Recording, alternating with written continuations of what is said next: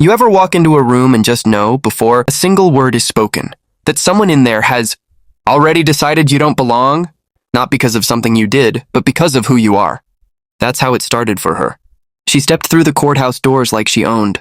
The ground she walked on, spine straight, white button-down shirt sharp enough to cut glass, and hair braided down tight like every strand was standing at attention.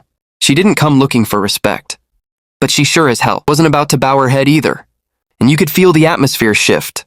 The courthouse was its usual buzz, lawyers pacing, papers rustling, voices bouncing off stone walls. But when he saw her, the air changed. Officer McCrae. His badge gleamed too high on his chest. His jaw locked like it was sculpted from disdain. Years of small cruelties simmered, just behind his eyes. The kind of man who didn't need to raise his voice to make a threat. He just stood there, a monument to the kind of authority that confuses fear for order. He stepped directly in her path. Didn't ask who she was. Didn't ask where she was going. His hand hovered near his belt, voice low, calculated, like he'd practiced the line in the mirror. You don't look like you belong here. Unless you're here to wipe the chairs. The words slapped the air, not just at her, but at every person nearby pretending not to hear. Heads ducked into phones. Papers shuffled a little louder. Because getting involved meant risk, and comfort loves to hide behind silence. She didn't flinch. Just held his gaze and reached into her pocket. A court summons, neat, direct, official. She held it out like it was a sword. He glanced at it, barely, before sneering. Paper doesn't change the color of your skin. She didn't argue. Didn't raise her voice. Just slid the summons back into her pocket, eyes steady on his. That silence, that was her weapon, and to a man like McCrae, that silence wasn't grace. It was defiance. So he leaned in, words slower now, like she was a child to be corrected. But she didn't budge. Just stepped around him, slow and deliberate. And for 10 seconds that hallway stopped breathing. Every echo, every rustle, every heartbeat waited. She passed, only because a judge wandered by. Even McCrae knew there were limits. Boundaries even his badge couldn't cross. Heavy velvet curtains. Cold wooden benches. Air thick with a kind of forced reverence that was meant to feel like justice. But she knew better. The courtroom wasn't neutral ground. It was a stage, built to look fair while tilting the script from the first breath. She took the witness seat like she was stepping into combat. Calm, measured, ready. And then McCrae swaggered in, not called. Not needed. But he came anyway, like a hunter dragging in the carcass of a story he'd already twisted in his head. He flipped through papers, called out stats like she was a record, not a human being. Black, female, civilian, no listed employment, no address verification. Each word sharpened to reduce her, designed to turn the room against her before she even spoke. And the room, it let him. People shifted uncomfortably but didn't speak. Not the judge, not the clerk, not the other officers lining the wall. McCrae circled her with questions like knives. Which district are you from? No high school records on file? Did you understand the instructions in the summons, ma'am? All of it scripted. A performance meant to strip her of credibility before she had a chance to build it. But she didn't play his game. She let the words pass, noted every smirk, every smug glance, every calculated pause. She tucked it all away, not as pain, but as ammunition. Not to explode with, but to carry, like ballast that kept her grounded while the storm raged. She'd seen this kind of power abuse before, too many times. But this time, she'd already decided it would be the last time. And then it happened. Slipped across the table like it was just another legal doc. Folded once, sheet paper. Rushed handwriting. 4 words. Go back to the jungle. She didn't touch it, didn't react. Didn't need to. Because the room felt it, the judge saw it. The lawyers read it. The clerk paused mid-type. But still, nobody spoke. It was the kind of silence that gives hate its home. She was there to break that. When the judge called for recess, the room exhaled. People stretched, phones came out, coffee cups lifted. She stood to leave. And once again, there he was, McCrae, blocking the doorway. Arms crossed, feet wide, using his body like a gate that only he could lift. You haven't been dismissed.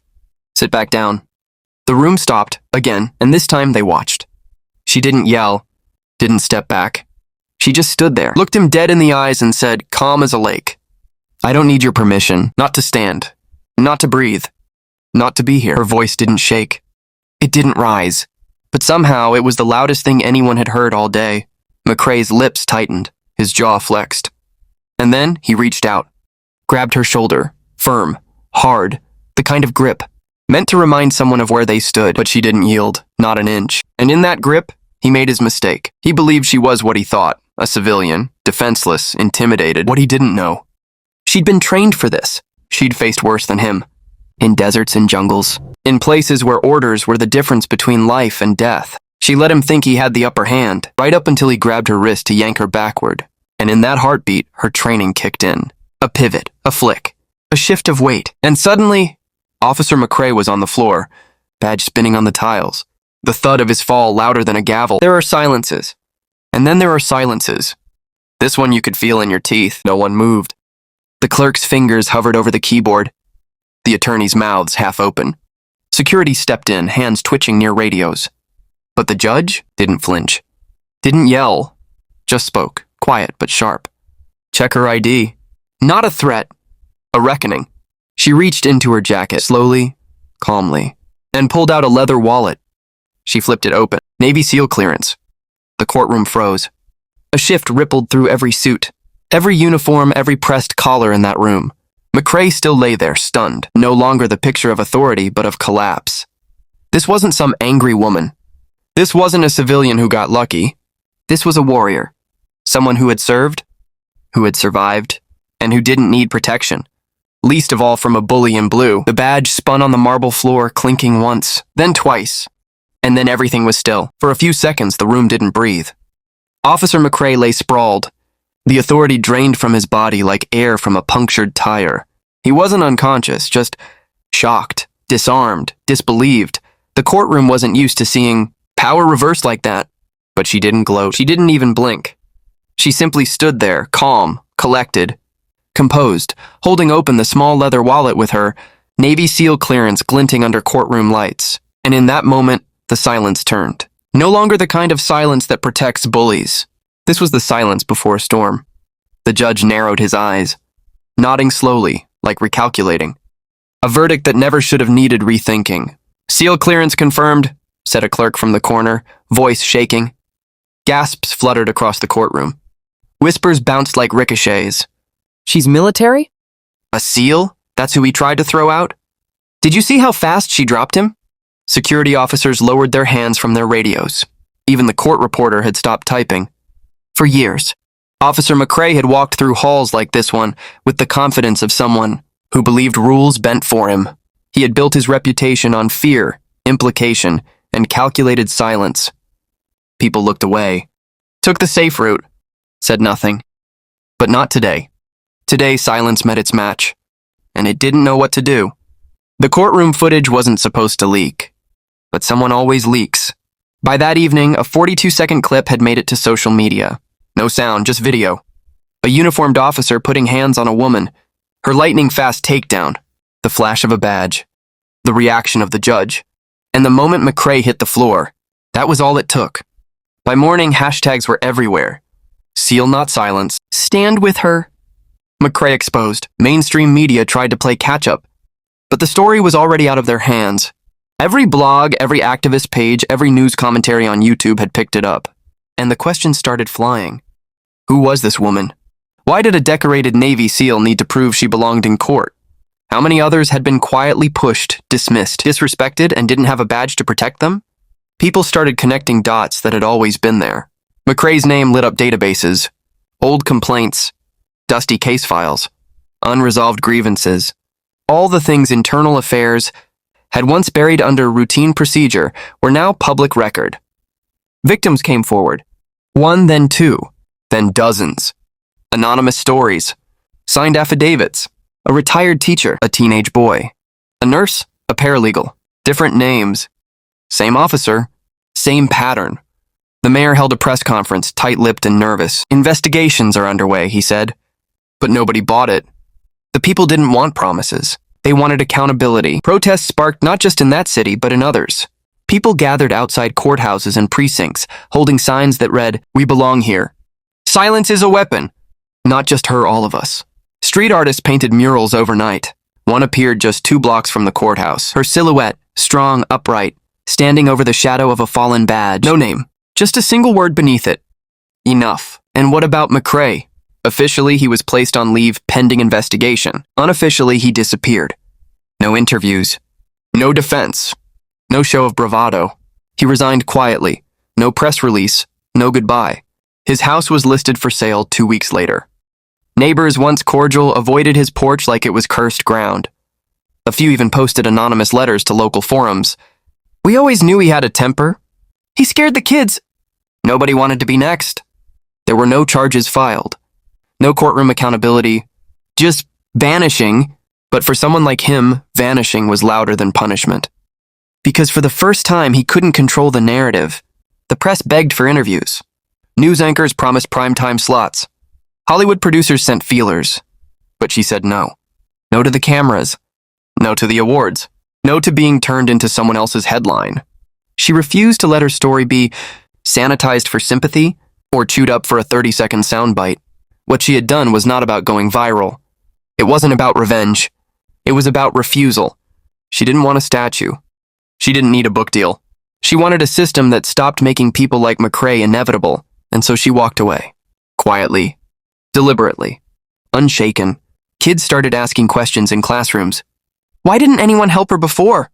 What if she hadn't fought back? One teacher answered honestly, then nothing would have changed. That honesty broke something open. Schools launched conversations. Churches hosted roundtables. Community centers offered workshops on legal rights, body cam laws, and what to do when you're targeted.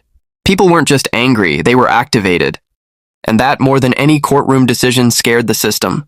Internal policy started shifting, not because they wanted it to, but because they had to. New training. Anonymous reporting lines that finally got answered. A quiet purge of problem officers. Civilian oversight boards got real power, not just paperwork. The change was slow, but it started. And the fuel wasn't outrage. It was witnessing. The visual proof that silence can be broken. People wore shirts with the mural print.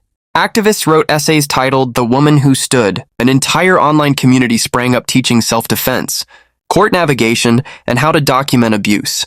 Her face wasn't in any of it. But her presence was everywhere. She'd left behind no speech, no campaign, no I am woman, hear me roar moment. She just left a message in the way she stood, and the way she moved, and the way she refused to shrink when power pushed back. Some still ask, but was it justice? I mean, no charges? No trial? And maybe by the old rules it wasn't. But for the first time in years, victims started coming forward before things got worse, not after. McCrae's absence didn't erase the damage, but it stopped the bleeding. And most importantly, people began to realize that silence wasn't neutrality, it was complicity. And they chose differently. 1 year later, that same courthouse hosted a panel on systemic bias. And guess what? She wasn't on the panel. But everyone knew her shadow stood behind every microphone. Behind the policy changes. Behind the community watch programs. Behind the rising tide that said, if you step on me, I will not just step back, I will rise. They don't teach her name in law school, but they quote her actions in city council meetings. They reference her in training slides. And in one small room inside that courthouse, on a bench she once sat in, a tiny inscription was carved beneath the wood. Stand anyway. So what about you? When the line gets crossed in your world, do you stay quiet? Do you keep your seat? Do you lower your head because it's safer that way? Or do you rise? Do you hold your ground and say, I don't need your permission to exist here? Because silence isn't neutral anymore. It never was. And now we all know it.